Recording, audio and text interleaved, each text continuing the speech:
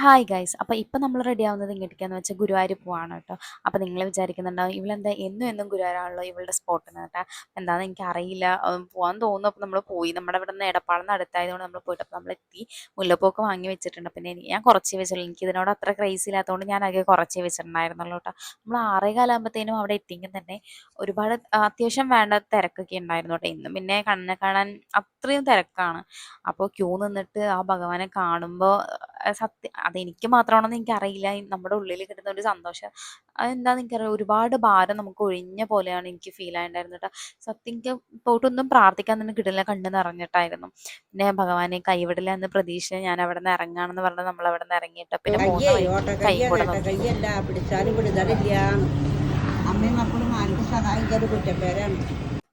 അപ്പോൾ പറഞ്ഞതൊക്കെ സത്യമാണ് കേട്ടോ. അപ്പോൾ ഭഗവാനെ എന്ന് ഞാൻ വീണ്ടും വിളിച്ചുകൊണ്ട് ഇന്നത്തെ ഇവിടെ അവസാനിപ്പിക്കുന്നു. Thank you.